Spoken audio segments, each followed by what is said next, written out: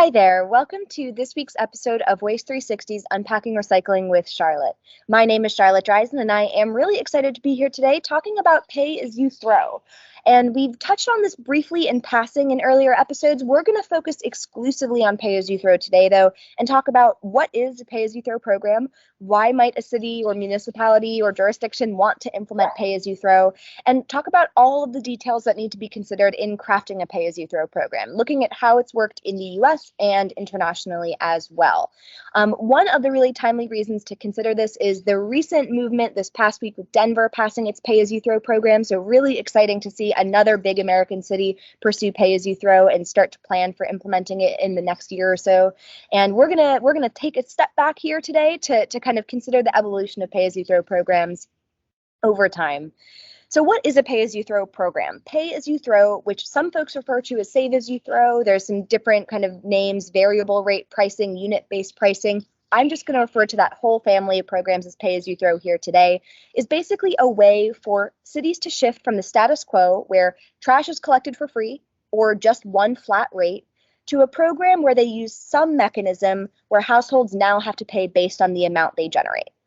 That's kind of the idea at a high level in a nutshell. Most programs only charge for trash. Some programs charge for trash recycling and compost if they have it, but at a lower rate.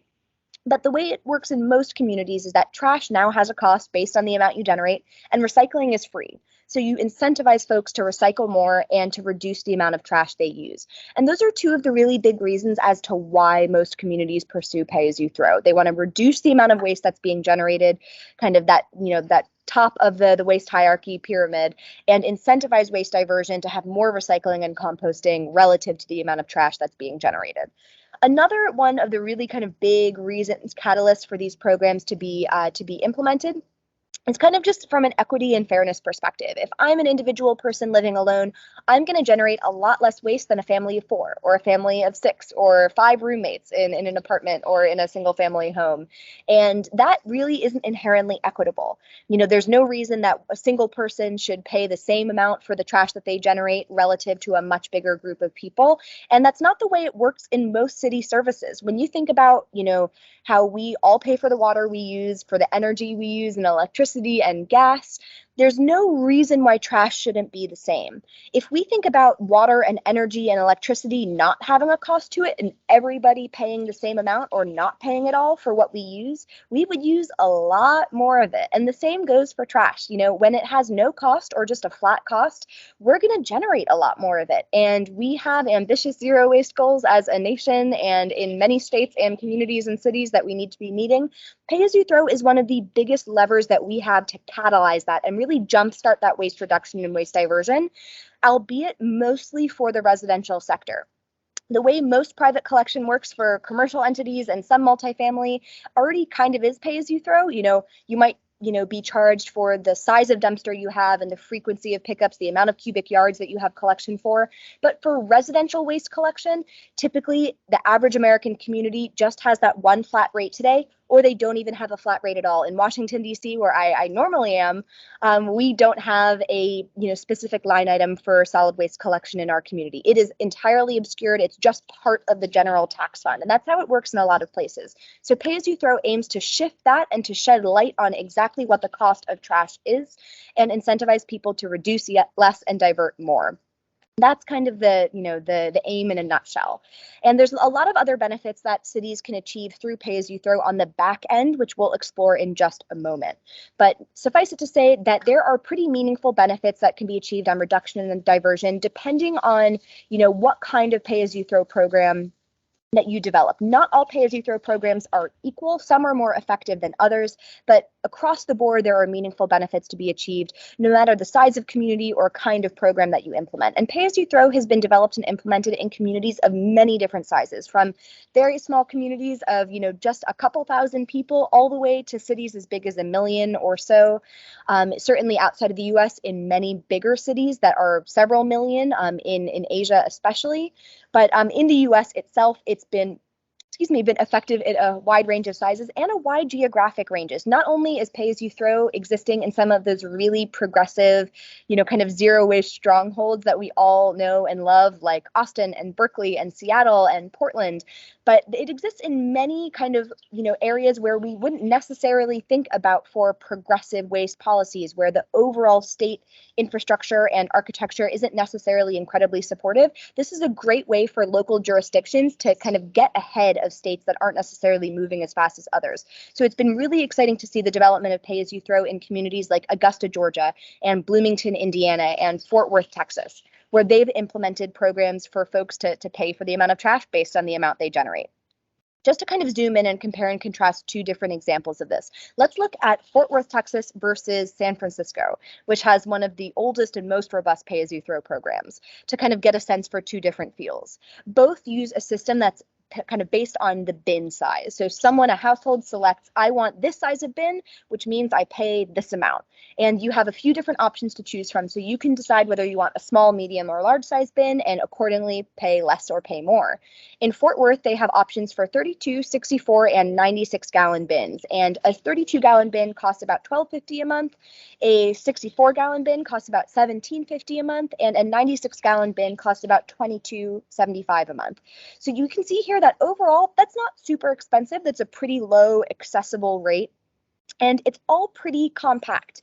That $12.50 a month for the smallest 32 size bin isn't so much less than that $22.75 for your biggest 96-gallon bin. So you absolutely are starting to price an unpriced item, which is really important to drive that waste reduction and equity and diversion that you want to see. But you can amp that up and really amplify those impacts when you make trash more expensive and the spread of options from small to large bigger. So you have more of an incentive to drive your trash bin size down farther. And in San Francisco, they've done that to a really big extent. So they don't have an option for a 96-gallon bin at all. You can't have a bin that big even if you wanted to.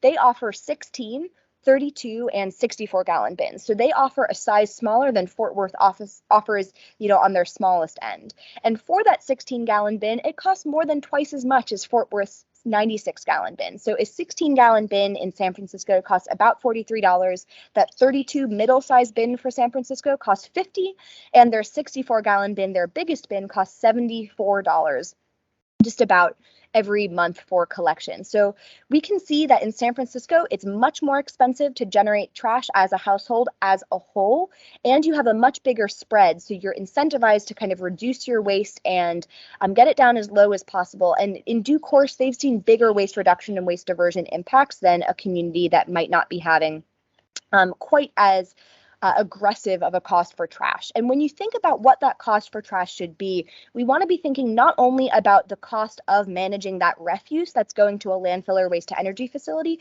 but also the cost for your other waste streams. So when you have trash bear a cost and recycling or composting or organics not have a cost, we need to be thinking about pulling in the cost for recycling and organics and folding that into refuse and the cost for trash itself. So not only should that trash cost be reflective of the refuse, but also recycling and organics, even though someone is only paying based on the amount of trash that they generate.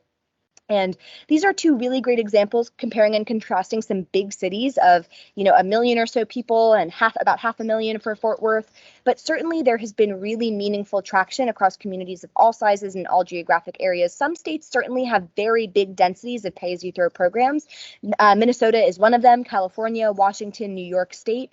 Buffalo is a big city there that has pay-as-you-throw today, though New York City is considering it and has done some really exciting studies to research what it could look like in their dense urban typology.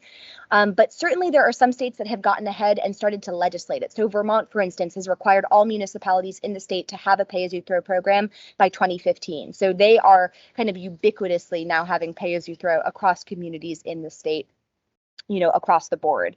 But during that kind of evolution of the, over time in the early 2000s, we had about 1,000 communities with Pay-As-You-Throw in the 90s. We now have about 7,000 communities in the US with Pay-As-You-Throw programs in some way, shape, or form. But they don't all look the same. While Fort Worth and San Francisco both have systems based on bins, communities also have systems based on bags. So a community will develop a dedicated special trash bag that is, the only approved bag that you can set out your trash in, ensure they're up for, distribution at local retailers and grocery stores and hardware stores and lots of different places for folks to purchase them. And then folks can put, as many bags as they want, paying an increased rate for that bag. And, it doesn't really matter necessarily what size bin they have to accommodate those bags. There are a couple lesser used strategies for Pay-As-You-Throw too, for drop-off programs in, more rural areas, as well as tags and stickers, which are a bit more finicky and challenging to work with. They're not as common. The most common kind is by bin today. Second most common is by bag. And then kind of those remaining strategies are a much less frequently utilized strategy for Pay-As-You-Throw. There are also some really exciting ways to use more automation and kind of electronic billing and RFID tags in Pay-As-You-Throw. That hasn't yet been rolled out as extensively in the US, but certainly exists in a lot of other communities in Europe and Asia. Dresden being the first community to implement electronic billing in 2004. 30% of communities in Japan having Pay-As-You-Throw in one way, shape, or form. We'll talk about a few others down the line, but over the course of communities in the US in recent, not necessarily in recent years since we've had them for quite some time, they've been able to achieve waste diversion rates depending on the program and community from about 6 to 40%, which is a big spread, needless to say, as well as a waste reduction of about 9 to 38% depending on the community. So those are really repeatable, firm waste diversion and waste reduction rates that you're able to see. How much or how big or how little of an impact you're able to see really depends on what kind of program you have, how frequent trash and recycling collection is, the kind of supportive recycling education and waste reduction education you might do at the same time as Pay-As-You-Throw. But suffice it to say that you can see those really meaningful impacts depending on what kind of program you have, whatever is most appropriate for the community that you're in. In Massachusetts, for instance, they have a slew of Pay-As-You-Throw programs and have seen really repeatable results for waste reduction across all of the communities that have Pay-As-You-Throw. They've had a reduction of about 30%. The average household in a community in Massachusetts without Pay-As-You-Throw generates a little over 1,700 pounds per household per year. And the average household with Pay-As-You-Throw generates a little over 1,200. So a really, repeatable, firm reduction in waste per household across communities that do and don't have Pay-As-You-Throw in Massachusetts. They've done a lot of phenomenal data collection about the communities that have implemented those programs. But certainly, some are able to collect a lot of data, and not only in terms of the waste reduction and waste diversion, but also on the financial side. So some communities come to Pay-As-You-Throw for from a waste diversion and sustainability perspective. Others come to it from a financial perspective. Considering one case within Massachusetts, for instance, Natick, Massachusetts, they really came to it from a financial kind of crisis. They had about a 35% increase in the cost of solid waste management between 1994 and 2004.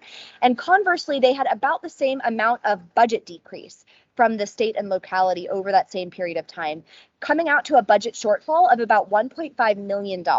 So they needed to consider some way to better make their solid waste management programs more financially sustainable. So the first thing they did when they were exploring options was to pull out that kind of obscured, vague cost for trash and solid waste management from their general fund and institute a per household fee across the board in their community of about 11,000 households, 35,000 people. Not a huge community, but certainly one of a decent size. They instituted that fee of about $150 a person, or I'm sorry, bucks a household, while they were considering Pay-As-You-Throw. As in most community experiences, not all community members were on board. There was a lot of concern that elderly individuals would be adversely impacted. And we'll talk about provisions that can be made for elderly and fixed income households and individuals in just a while. But those folks and community advocates that were not thrilled about Pay-As-You-Throw collected signatures and got the decision of Pay-As-You-Throw onto the ballot in Natick. However, once Pay-As-You-Throw was put onto the ballot measure, 72% of voters were supportive of Natick, Massachusetts, implementing Pay-As-You-Throw. they decided to go with a bag program and offered 15 and 33-gallon bags for sale and distribution at local retailers. And once that program was implemented, they saw a 40% reduction in the amount of trash being generated by Natick community members in their community of about 35,000 folks. And not only did they receive a 40% reduction in waste, but an increase of 23% in their waste diversion, which was really exciting to see kind of both working in tandem. And the contamination rate that they had, a lot of folks are concerned about increased contamination of recycling and composting when pay-as-you-throw programs are implemented, since folks are incentivized to recycle more, and that being the free stream. Natick has a contamination rate of 14%. So, certainly a respectable contamination number. That is not the best contamination rate out there, but it certainly is not the worst. So something that wasn't a hugely negative, outcome of the pay-as-you-throw program by any means. They also didn't observe an increase of illegal dumping, which is also a concern of some folks when considering pay-as-you-throw in their program. But one of the really exciting impacts of Natick's implementation of pay-as-you-throw was because they had a 40% waste reduction, they were able to drop down trash collection from 7 days a week to 4 days a week. And that amounted to savings of $4 million between 2016 and 2019. Really meaningful savings. So not only when we think about, pay-as-you-throw reducing waste on the kind of diversion front in terms of progress towards zero waste goals, it's also really important to think about the operational impacts and how, let's say a community didn't have recycling before implementing pay-as-you-throw. If you're able to implement pay-as-you-throw, free up your trucks and collection crews for a few days a week, you might now have the resources to implement recycling or organics collection when you didn't have those capital assets in the first place. So those are a few considerations to think about kind of from that one particular case study that pursued a bag program. However, there's a lot of back-end considerations to think through as well. One is that citizen and stakeholder engagement, really important early on in the process to walk community members through what pay-as-you-throw means, how it will impact them, and to talk through together what the best fit, whether bag or bin, might be for them. When New York City started to consider pay-as-you-throw a few years ago, they contracted a consulting firm for about $1 million to do a big study of what it could look like in their dense urban area. New York City does not do solid waste collection in a whole lot of bins and dumpsters. They don't have the alleys to support it, so they have bags ubiquitously collecting trash and recycling. So a bag program might be the more logical solution for them. But let's say you're an aging city like DC that hasn't rolled out new trash and recycling bins for many, many years. If DC were to implement a pay-as-you-throw program for single-family households in the city, a bin system might really make sense because we're due to update bins anyway, and kind of have an allocation for that capital cost, in our budget, regardless.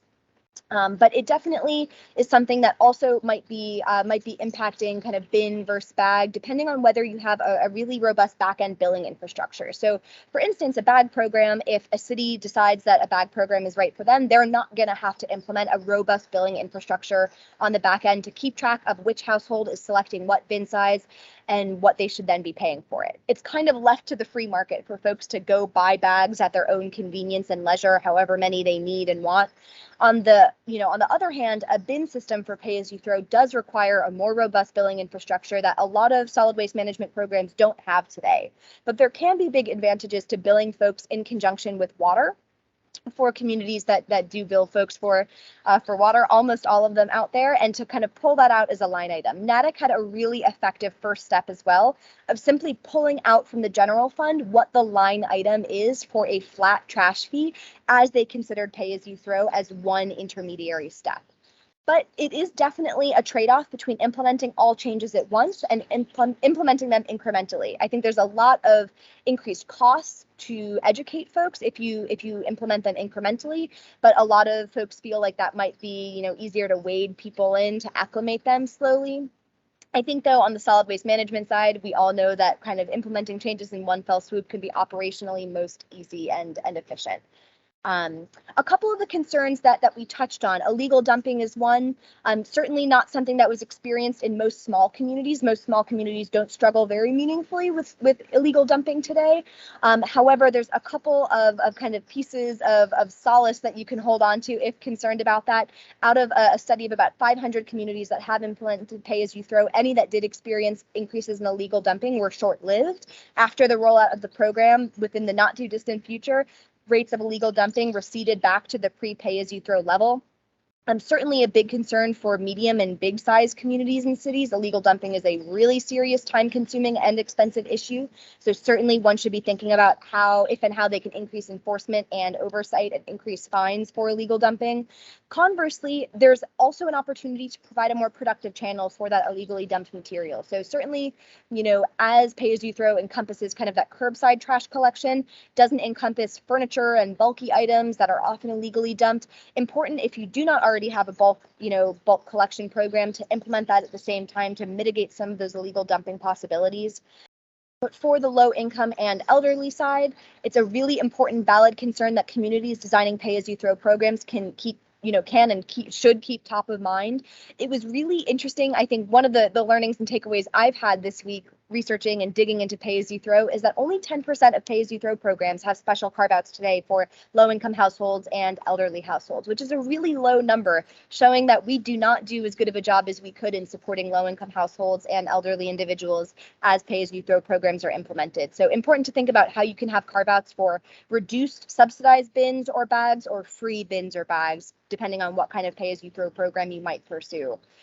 Definitely lots of valid options there, but also something that needs to be factored into the cost. If you know that 5% or 10% of households in your community might qualify for one or the other, that needs to be factored into the trash cost for everyone else that will be bearing a cost. Those things are all excellent items to study ahead of rolling out a pay-as-you-throw program and test and validate in a pilot program. Also something that's really effective and has definitely been key to success for so many pay-as-you-throw programs that have been successfully rolled out. Those are just a number of exciting developments recently. Seeing cities as big as New York and Denver start to consider programs, Denver successfully passing pay-as-you-throw just this last week, has been really heartening. It is certainly one of the only and best levers we have for waste reduction. We know that there are a number of strategies to improve recycling quality and reduce contamination, increase diversion, but waste reduction is it's just a really tough thing. I am so interested to hear from you, whether you might live in a community with pay-as-you-throw, if you are intrigued by the idea, what kind of pay-as-you-throw program you might be interested in for your community. As always, feel free to leave any thoughts, questions, comments below this video on Waste360's site, or reach out over Twitter at @SharDryzen or Instagram at SharRecycles. I would love to hear from you. See you next time.